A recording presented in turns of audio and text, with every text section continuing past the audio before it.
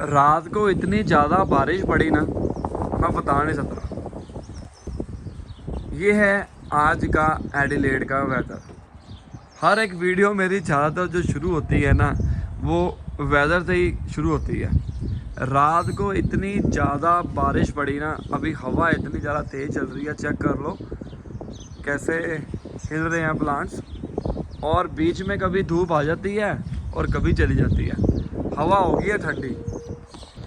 Hello boys and girls, welcome to my YouTube channel real experience by Nikhil. तो check कर लिया आपने weather.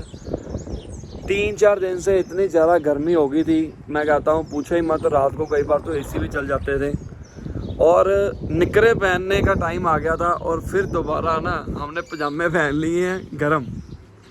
तो एडिलेड का वेदर ऐसा ही है कि 3-4 दिन गर्मी होती है और बाद में फिर बारिश पड़ जाती है, दोबारा से मौसम एक तरह सा सुहावना हो जाता है। तो अभी मैंने आधी बाजू की टी शर्ट पहनी हुई है, थोड़ी बहुत ठंड लग रही है लेकिन ठीक है, इतनी हम सहन कर सकते हैं। तो गाइस, आज का मुद्दा बहुत इंपॉर्टेंट है, आपकी पूरी लाइफ के ऊपर डिपेंड है। ऑस्ट्रेलिया तो आप आना चाहते हो, लेकिन कौन सी एज अच्छी रहेगी?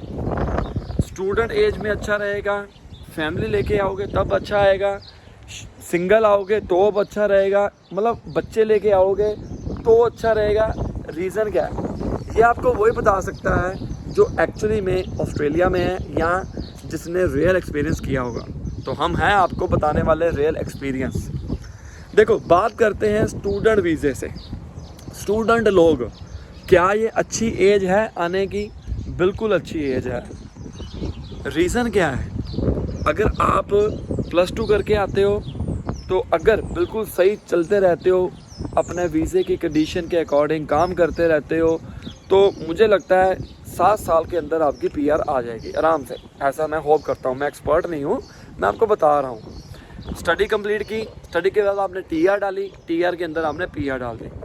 अगर आप 18 साल की एज में आते हो +2 करके नॉर्मली, तो 2-3 साल की स्टडी होती है। डिपेंड करता है कि कौन सा कोर्स आपने लेना है। स्टडी करने के बाद TR डाल दी, 2 साल की मिलती हैं जितनी मिली। उसी के अंदर जो टर्म्स एंड कंडीशंस होती हैं वर्क करने की, पॉइंट बढ़ाने की, वो आपने अगर कर लिए। अगर तो आपका 190 वीज़ा पड़ता है जो कि प्रोविजनल वीज़ा नहीं है, तो डायरेक्ट आपको PR मिल गई, या 189 पड़ता है तो भी डायरेक्ट मिल गई। ये वीज़े की जानकारी आप हमारा एजेंट से या जो एक्सपर्ट है उनसे लीजिए। अगर प्रोविजनल वीज़ा पड़ता है तो फिर आपको थोड़ा टाइम वहाँ पर रहना पड़ता है, उसकी कंडीशंस पूरी करनी पड़ती हैं, फिर जाकर आपको PR हासिल हो जाती है। तो बिल्कुल सही टाइम है स्टूडेंट के आने का। बट स्टूडेंट के आने के लिए मैं एक छोटा सा ये देख रहा हूँ, कई बच्चे मतलब कंफर्ट जोन से आते हैं कि घर में पानी का गिलास भी नहीं उठाकर रखा हुआ, उनको दिक्कत आएगी। बट यहाँ पर एक एडवांटेज क्या है कि आप एक इंडिपेंडेंट लाइफ जियोगे। वहाँ पर तो इंडिया में या अपनी होम कंट्री में अपने घर वालों से पैसे ले लिए या थोड़ा बहुत काम किया, टेंशन नहीं है कोई। यहाँ पर अगर आप कमाओगे तो ही आप खाओगे। इंडिपेंडेंट लाइफ हो जाती है यहाँ पर, जो कि बहुत अच्छा है। आजकल तो इंडिया में भी, मेरी होम कंट्री में भी लोग पैसा कमाना शुरू कर चुके हुए हैं पढ़ाई के साथ साथ। हमारे टाइम में ऐसा नहीं होता था, बहुत कम होता था। वैसे तो मैंने भी शुरू कर लिया था, चलो वो अलग हो गई। तो इन शॉर्ट, स्टूडेंट अपना +2 के अगर बाद आता है तो ज़बरदस्त है।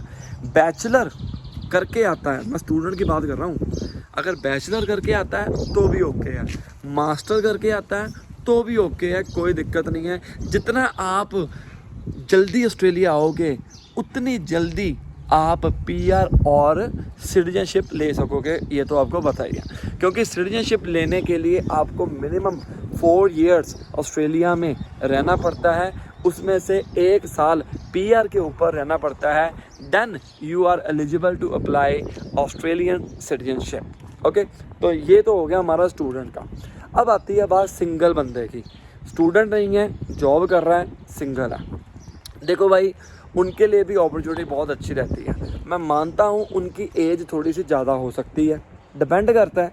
अगर स्टूडेंट की एज देखें, स्टूडेंट की एज 18 से लेके 23, 24, 25 तक हम लगा सकते हैं, ठीक है। इतने के अंदर स्टूडेंट एज होती है, वो डिपेंड करता है, ठीक है।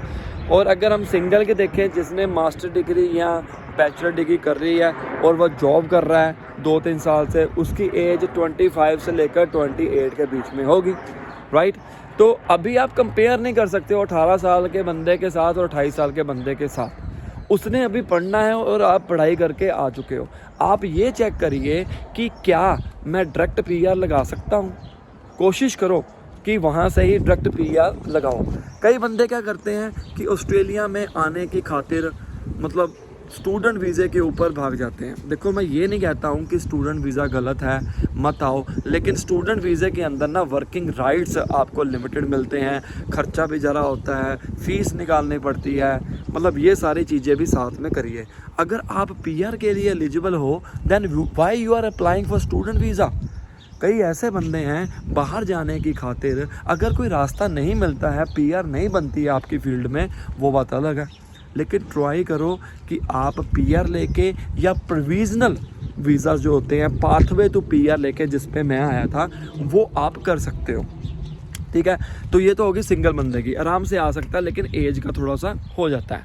और अब आती है बारी शादीशुदा लोगों की, लेकिन बच्चे नहीं हैं साथ में, ठीक है जी, तो भी आप यहाँ पर अच्छे से सर्वाइव कर सकते हो। रीज़न क्या है, दोनों आप सिंगल हो, अगर बच्चे हैं नहीं घर पे, आप अगर दोनों ने अलग अलग टाइम के ऊपर भी जॉब जाना है तो कर सकते हो, एक टाइम के ऊपर जॉब जाना है तो भी कर सकते हो, पीछे कोई नहीं है संभालने वाला, आपको टेंशन लेने की कोई ज़रूरत नहीं है। अगर आप 2 जने आते हो, चाहे स्टूडेंट वीज़े के ऊपर आते हो, चाहे कोई भी वीज़े के ऊपर आते हो, ठीक है, मैं उसकी बात नहीं करूँगा, मैं ये करूँगा कि एज कौन सी अच्छी रहती है और किस किस एज में हमारे को क्या क्या चीज़ें ध्यान रखनी पड़ती हैं, ठीक है जी।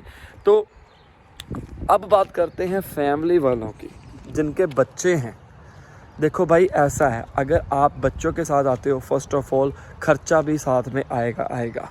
रीज़न क्या है, बच्चे को संभालने के लिए आपको एक बंदा घर पे रहना ज़रूरी होगा, आपको मैनेज उस हिसाब से करना पड़ेगा कि अगर एक बंदा घर पे है तो दूसरा जॉब पे जाए, अगर दूसरा घर पे है तो पहला जॉब पे जाए, इस हिसाब से आपको मैनेज करना पड़ेगा।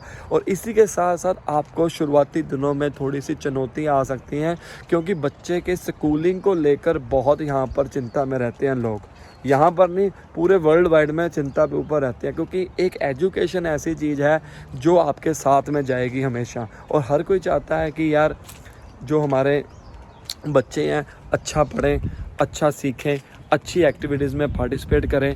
पर इस केस में क्या होता है कि अगर आपके बच्चे हैं तो आपको उनका भी खर्चा करना पड़ता है, स्कूलिंग जोन देखना पड़ता है कि कौन से स्कूल जोन में अच्छे बच्चे हैं, कुछ कंस्ट्रेंट आ जाती हैं आपके ऊपर। ऐसा नहीं है कि आप आ नहीं सकते हो। अब जिनके बच्चे हैं वो ऑब्वियस ही बात है वो आते हैं यहाँ पर, मैं वो नहीं कह रहा हूँ, मैं आपको एक जस्ट तरह की एक पिक्चर बता रहा हूँ कि आपको अलर्ट रहना चाहिए या आपको पता होना चाहिए कि यार ये वाली चीज़ें ना हमारे वहाँ पर आ सकती हैं। कई ऐसे बंदे भी हैं मैंने देखे हुए हैं जो इंडिया में अपनी होम कंट्री में बिल्कुल सेट हैं, ठीक है, उनको कोई टेंशन नहीं है, पैसा भी आ रहा है और स्कूलिंग वगैरह भी अच्छी चल रही है, फिर भी वो यहाँ का सोच रहे हैं। तो एक बार ये सारी चीज़ें देख कर आना यहाँ पर। मैं ये नहीं कह रहा हूँ कि मत आओ, सारी सेटिंग हो जाती है, ऐसा नहीं है, लेकिन आपको रियलिटी पता होना बहुत ज़रूरी है, पिक्चर पता होना बहुत ज़रूरी है। और अगर आपके बच्चे बड़े हैं उस केस में वो अप्लाई भी कर सकते हैं जॉब, ऐसा नहीं है। प्रॉब्लम तब आती है जब छोटे बच्चे होते हैं। छोटे बच्चों को संभालने के लिए 2 ही ऑप्शन रहते हैं, या तो उनको चाइल्ड केयर में डालो, अगर आपके पास पीआर नहीं है तो वो बहुत महंगा पड़ेगा।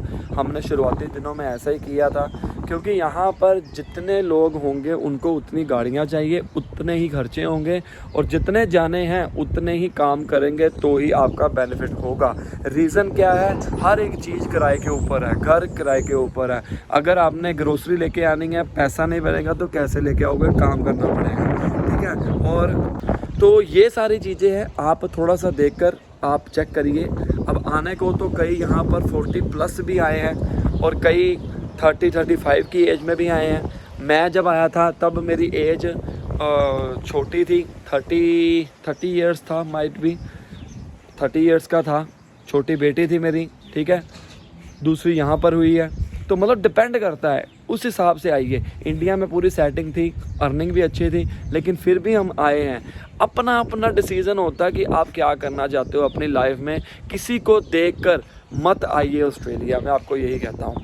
दूर से डोल दुहावने होते हैं, यहाँ पर मेहनत बहुत है, लेकिन मेहनत का मूल मिल जाता है आपको। जितना काम करोगे आपको उतना पैसा मिल जाएगा। ये नहीं है कि 9 to 5 जॉब करते हो और उसके बाद में अगर 1 घंटा रुकना भी पड़ जाए तो आपको उसके पैसे नहीं मिलेंगे। मैंने किया हुआ ऐसा, हर कोई करता है। जहाँ पर जॉब करते हैं आधा पौना घंटा यार मीटिंग आ गई उसके ऊपर लगा दिया, रात को कर दिया, उसका क्या बेनिफिट, ठीक है ना। तो अगर आपको लगता है कि यार मेरे में कैपेबिलिटी है कि यार मैं जा सकता हूँ ऑस्ट्रेलिया, हम मैनेज कर सकते हैं, एक प्रॉपर प्लान बना के आओ कि अगर ऐसा होगा तो ऐसा होगा। अगर आप फैमिली के साथ आ रहे हो 6 महीने का आपको अपना खाना पीना रहना के पैसे ज़रूर लेके आओ।